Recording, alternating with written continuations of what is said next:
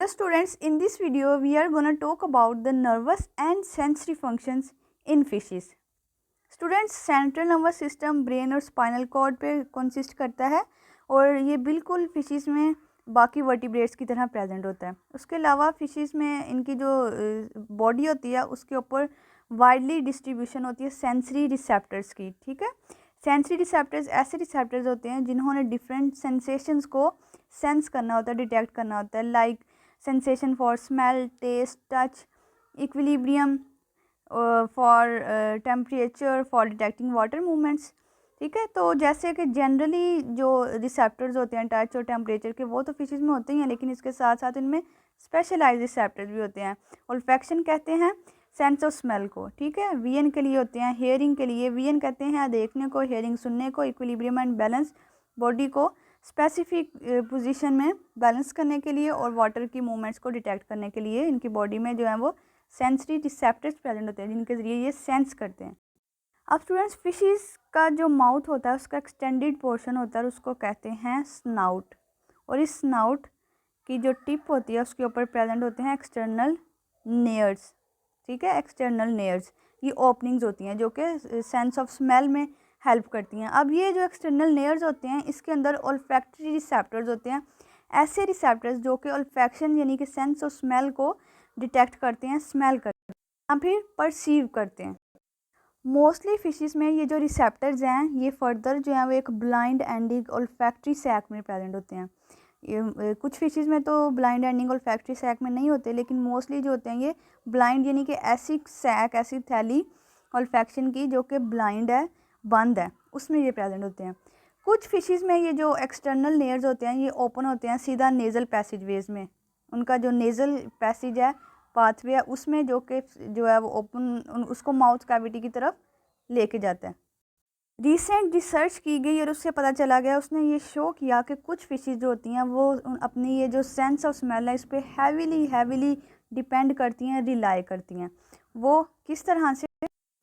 Students, हमने study किया था कि कुछ ऐसी फिशेस हैं जो कि अपने ब्रीडिंग सीज़न में या ब्रीडिंग सीज़न के लिए, रिप्रोडक्शन के लिए वो मरीन से फ्रेश वाटर में जो है वो मूव करती हैं। तो उसके लिए ये जो मूवमेंट होती है ये बेसिकली डिपेंड करती है उनकी ओल्फैक्शन पे, सेंस ऑफ स्मेल पे।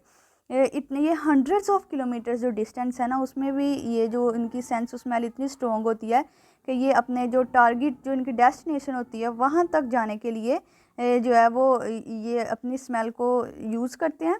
और ये स्मेल जो है वही इनको हेल्प करती है कि जो जिस जगह पे इन्होंने फॉर एग्जांपल ब्रीडिंग सीज़न के लिए इन्होंने फ्रेश वाटर में मूवमेंट करना है, तो अपने जो पार्टनर हैं, सेम स्पीशीज़ के जो इनके पार्टनर होते हैं, उनको ये उनकी स्पीशीज़, उन स्पीशीज़ में ऐसे जो है वो केमिकल्स होते हैं ये उनकी स्मेल को डिटेक्ट करते हैं, तो इतने दूर से भी उन केमिकल्स को ये स्मेल कर लेते हैं। तो बेसिकली सेंस ऑफ स्मेल के लिए जो है ये अपने ब्रीडिंग सीज़न में मूव करते हैं इस रिसेप्शन की बेस पे।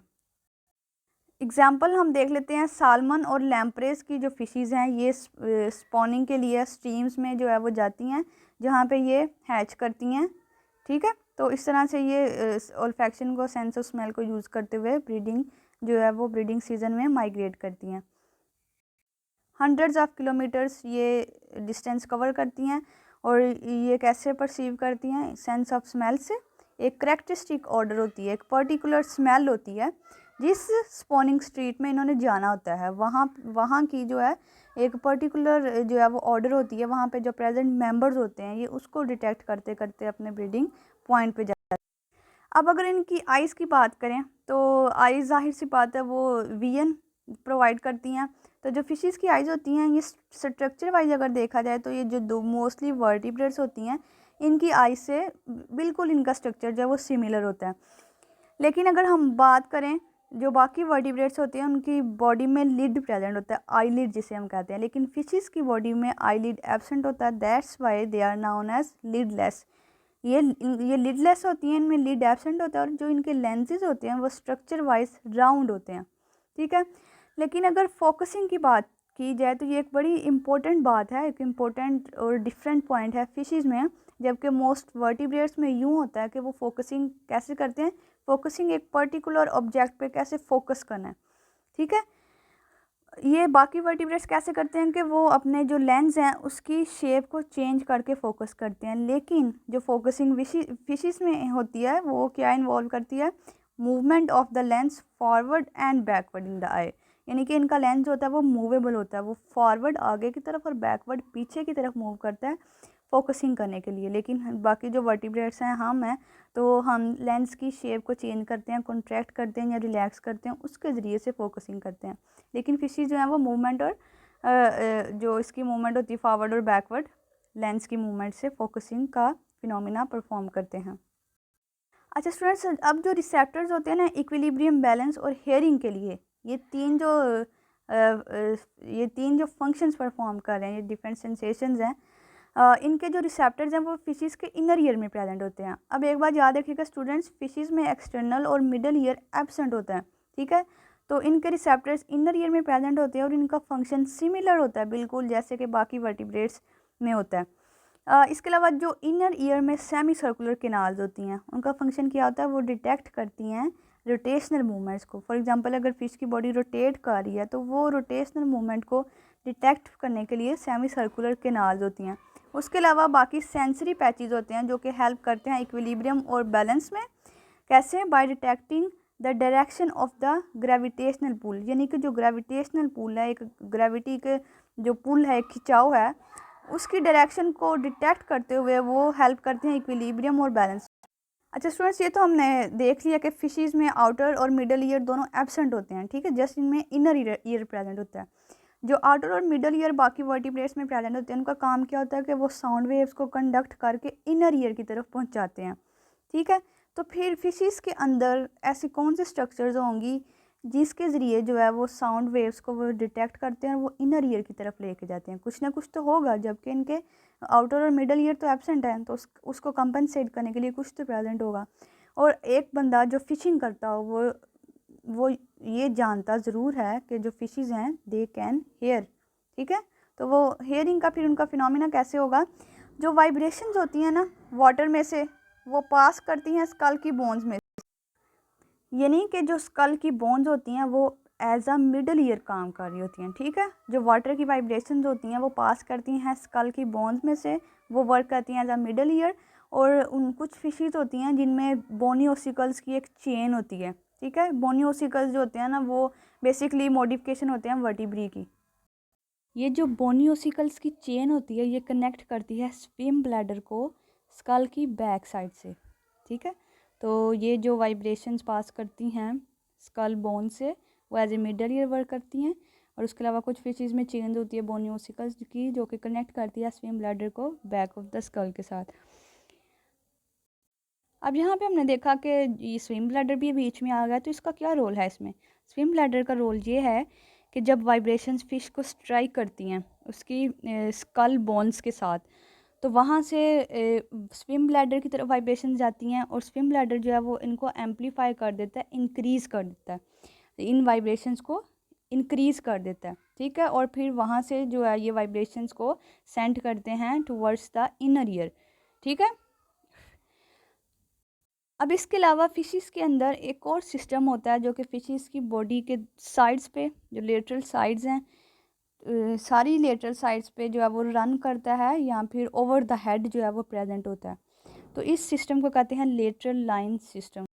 बेसिकली ये जो लेटरल लाइन सिस्टम है ये एक सेंसरी सिस्टम है जो कि हेल्प करता है वाटर मूवमेंट को डिटेक्ट करने के लिए या वाटर के प्रेशर को डिटेक्ट करने के लिए। इस सिस्टम में क्या होता है कि ये बहुत सारे सेंसरी पिट्स पे कंसिस्ट करता है। एपिडर्मस पे जो स्किन होती है उसके ऊपर जो है वो बहुत सारे सेंसरी पिट्स प्रेजेंट होते हैं और ये जो है ये सेंसरी पिट्स कनेक्ट करते हैं एक केनाल्स के साथ, ठीक है। एक केनाल्स जो है ना वो लॉन्ग सी केनाल्स होती हैं, सेंसरी पिट्स आगे से कनेक्ट करते हैं केनाल्स के साथ जो कि just below the epidermis present होती हैं, रन कर रही होती हैं। और अब जो ये पिट्स है ना इन पिट्स के अंदर रिसेप्टर्स प्रेजेंट होंगे, ठीक है, सेंसरी रिसेप्टर्स प्रेजेंट होंगे। और फॉर एग्जांपल ये रिसेप्टर्स हैं डिफरेंट, और जब वाटर जो है मूव करेगा इधर से तो ये रिसेप्टर्स जो हैं वो वाटर की मूवमेंट को डिटेक्ट करेंगे, उसके प्रेशर को डिटेक्ट करेंगे। अब ये जो लेटरल लाइन सिस्टम है वो यहाँ तो वाटर की करंट को डिटेक्ट करेगा, या फिर इसके साथ साथ फिशेस जो हैं वो इसको कैसे जो है वो इसके लिए ये हेल्पफुल है। फॉर एग्जांपल फ़िश की विसिनिटी में, यानी कि उसके आसपास, नियर टू द एरिया, कोई भी प्रे है या प्रीडेटर है, उस प्रे या प्रीडेटर के मूव करने से वाटर करंट्स जनरेट होंगी और एक प्रेशर क्रिएट हो जाएगा, और उस प्रेशर को फिश जो है वो डिटेक्ट करेंगी through it's lateral line system. ठीक है, और अगर वो वाटर के अंदर एक टर्बुलेंस क्रिएट होगी, अगर वो छोटा एनिमल है तो टर्बुलेंस कम कम क्रिएट होगी, तो इससे वो डिटेक्ट कर लेंगे कि एक प्रे है जिस पे ये खुद शिकार कर सकते हैं। यहाँ पर अगर ज़्यादा वाटर की टर्बुलेंस होंगी, जो है वो मूवमेंट ज़्यादा होगी, ज़्यादा प्रेशर होगा, तो वो डिटेक्ट करेंगे कि ये कोई प्रीडेटर है। तो इस तरह से लेटरल लाइन सिस्टम जो है ये वो फिशेस में हेल्पफुल होता है। इसके अलावा ये फिशेस में भी प्रेजेंट होता है, जो एक्वेटिक एम्फीबियंस होते हैं उनमें भी लेटरल लाइन सिस्टम प्रेजेंट होता है। इसके साथ साथ फिशेस जो होती हैं वो डिटेक्ट कर सकती हैं लो फ्रीक्वेंसी की साउंड्स को भी इन रिसेप्टर्स के साथ साथ, जो कि लेटरल लाइन सिस्टम में प्रेजेंट होते हैं। Okay, students, it was all about the nervous and sensory functions in fishes. We have seen the different sensations in fishes and how these sensations are perceived through different sensory receptors and the locations of these sensory receptors. We have all studied it in this lecture. If you have any question, then do let me know in the comment section, and if you like this video, then do like, subscribe and comment and share this video with your friends. Thank you.